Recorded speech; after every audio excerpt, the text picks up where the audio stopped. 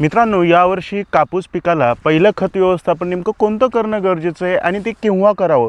मित्रांनो, ज्यावेळेस आपला कापूस पीक लागवड करून 10 ते 15 दिवसाच्या आसपास जातो, तर अशा टायमाला आपल्याला अतिशय महत्त्वाचं म्हणजे कापूस पिकाला पहिलं खत व्यवस्थापन करून घ्यायचं आहे. आणि 10-15 दिवसाच्या आसपास ज्यावेळेस आपण खतं टाकतो, तर ते 40 ते 45 दिवसाच्या आसपास योग्य वेळेवर आपल्या कापूस पिकाला लागू होतील. ज्या टायमाला आपल्या कापूस पिकाच्या शाकीय वाढ तिथं सुरू झालेली असते आणि त्याच्यासोबतच पातेधारणा अवस्था या टायमाला सुरू झालेली असते. त्याच्यामुळे निश्चितच 10 ते 15 दिवसाच्या मध्येच तुम्ही पहिलं खत व्यवस्थापन करून घ्या, ज्याच्यामध्ये एकतर शेतकरी मित्रांनो तुम्ही 20-20-013 या खताचा वापर करू शकता 1 ते 1.5 बॅग प्रति एकरासाठी, किंवा शेतकरी मित्रांनो 15-15-15 या खताचा सुद्धा वापर करू शकता 1 ते 1.5 बॅग प्रति एकरासाठी, किंवा 14-35-14 हे खतसुद्धा तुम्ही तिथं वापरू शकता. या 3 खतापैकी कोणतंही एक खत निवडा. आणि सगळ्यात महत्त्वाचं म्हणजे आपल्या कापूस पिकाची पानं भविष्यामध्ये लालसर पिवळसर पडलेली आपल्याला पाहायला मिळतात, तर ते म्हणजे मॅग्नेशियम सल्फेट या अन्नद्रव्याच्या कमतरतेमुळं आपल्या कापूस पिकाची पानं लालसर पिवळसर पडतात.